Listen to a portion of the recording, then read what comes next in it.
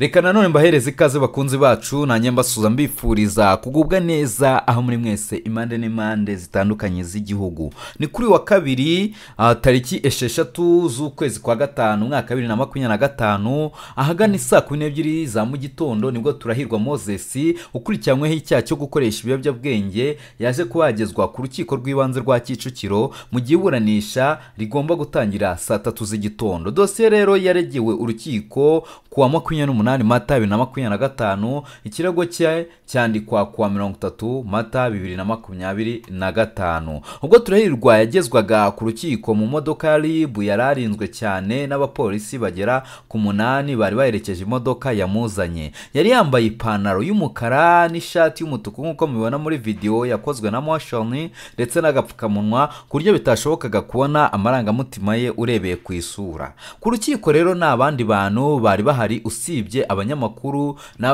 nabo kandi bakaba batari bemerewe kwinjira mu rukiko kuko amasaha yo gufungura atari yakageze cyane ko bari bahageze kare cyane. Hari abanyamakuru bagera kuri 5 bafatiraga amashusho hanze y'uruzitiro rw'urukiko. Iburanisha rero ry'urubanza rwe biteganyije ko ritangira saa 3 muri urubanza. Ubushinjacyaha bukaba buri busobanura impamvu bwamuregeye urukiko nawe akaba ari bwisobanure ku byo aregwa. Kuwa 22 Mata 2025 nibwo RIB yataye muri yombi Turahirwa Moses akurikiranyweho gukoresha ibiyobyabwenge. Uyu musore kandi yongeye gufungwa nyuma y'uko muri Mata 2023 nabwo yari yatawe muri yombi akurikiranyweho ibyaha birimo guhimba cyangwa guhindura urwandiko rw'inzira no gukoresha ibiyobyabwenge byo mu bwoko bw'urumogi. Kuva rero muri Mata 2023 Turahirwa yatangiye gukurikiranwa mu butabera. Kwa 20 Ukuboza 2024 urukiko rwisumbuye rwa Nyarugenge rwamuhamije ibyaha birimo icyo guhindura inyandiko cyangwa gukoresha inyandiko mpimbano no kunywa ibiyobyabwenge. Rwahise kandi rumukatira gufungwa imyaka 3 no gutanga ihazabu ya miliyoni 2,20,000 nk'igarama ry'urubanza nubwo yahise ajurira icyo cyemezo. Turahirwa yamenyekanye cyane kandi mu ruganda rw'imideri mu Rwanda binyuze mu nzu y'imideri ya Motion yashinze imaze kubaka izina rikomeye mu Rwanda no ku ruhando mpuzamahanga. Uyu Turahirwa Moses rero ubu ngubu kuri uyu munsi nibwo yaje kuba yakitaba urukiko aho agiye kuba yaburana ku ifungwa ndetse n'ifungurwa ry'agateganyo. Mu minsi yashize abantu benshi yakoze ibintu abantu benshi bagenda babyibazaho baravuga bati uyu mugabo ibintu ari gukora ntago biba cyangwa se amagambo yanditswe agomba kuba n'undi yakurikiranwa kuko nayo muntu wa mbere navuga ko wakoze ibintu bidasanzwe cyangwa se ibintu biteye ubwoba. Uyu nguyu ubwo twari turi mu minsi yo kwibuka nibwo Turahirwa Moses yaje kuba yakifata yandika ajya kuri Snapchat yiwe yandika amagambo agira ati nakuze nanga Kagame n'inkotanyi zose bro. Ati inkotanyi zafunze data pasiteri zimuziza ubusa. Bwa mbere nagiye mu mujyi wa Kamembe nari ngiye gusura papa afungiye i Cyangugu ndi kumwe na mama mfite imyaka 6. Ati inkotanyi yakubise ikiboko papa ari uburyo ari kunsuhuza. Hano ubwo yavugaga ko inkotanyi zakubise ikiboko papa ngo ari gushaka uburyo yansuhuza kubera iminota mike babahaga yo gufata ingemu twarabarebye.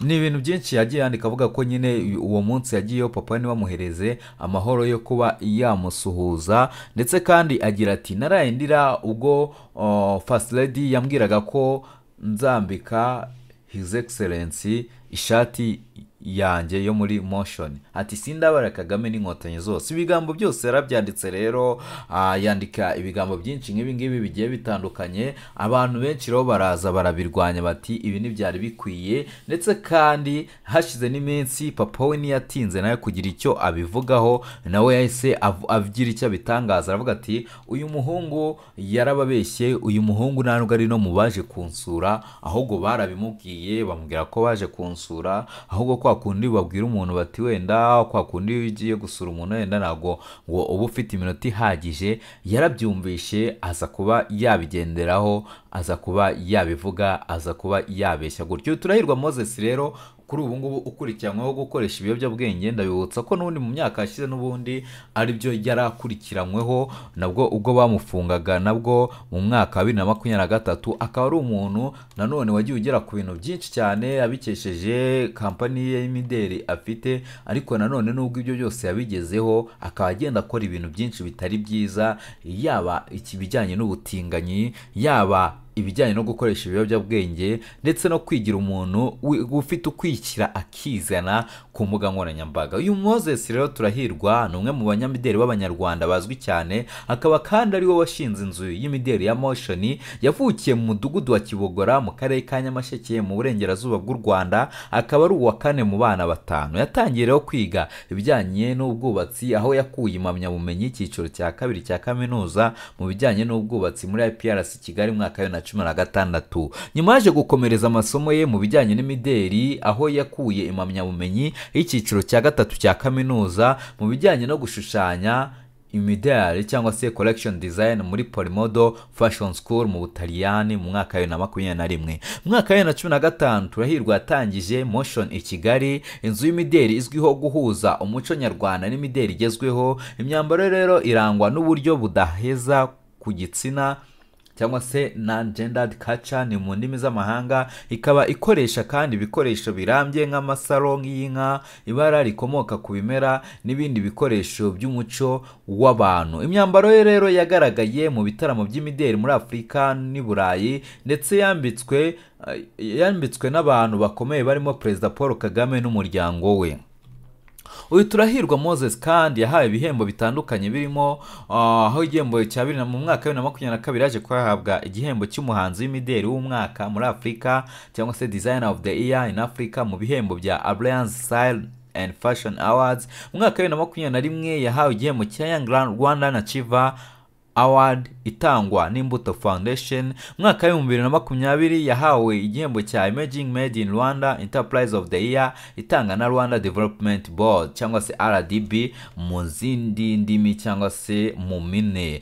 Mu mwaka wa 2023 Turahirwa yahuye n'ibibazo kandi by'amategeko nyuma yo gushyira hanze ifoto y'indangamuntu yemeza ko yahinduwe igaragaza ko ari umugore. Avuga ko kandi yabonye uburenganzira bwo guhindura igitsina, byo byatumye afatwa n'inzego z'umutekano ashinjwa gukoresha inyandiko mpimbano no gukoresha ibiyobyabwenge, nyuma y'uko kandi bizamini byagaragaje ko yakoresheje urumogi, aho yafunzwe iminsi 76 mbere yo kurekurwa. Mu mwaka wa 2025 yongeye nanone gufatwa ashinjwa gukoresha ibiyobyabwenge, aho biteganyijwe ko azitaba urukiko, ndetse kandi n'uyu munsi bya biteganyijwe ko ari buze kwitaba urukiko kuri uyu wa kabiri tariki 6 Gicurasi. Nubwo Moses Turahirwa kandi yahuye n'ibibazo by'amategeko n'impaka zishingiye ku myitwarire ye, ntibyamuje kuba umwe mu banyamideli b'abanyarwanda bagize uruhare rukomeye mu guteza imbere umuco n'imideli nyarwanda ku rwego mpuzamahanga. Urugendo rwe rukaba rugaragaza uburyo ubuhanzi bushobora kuba igikoresho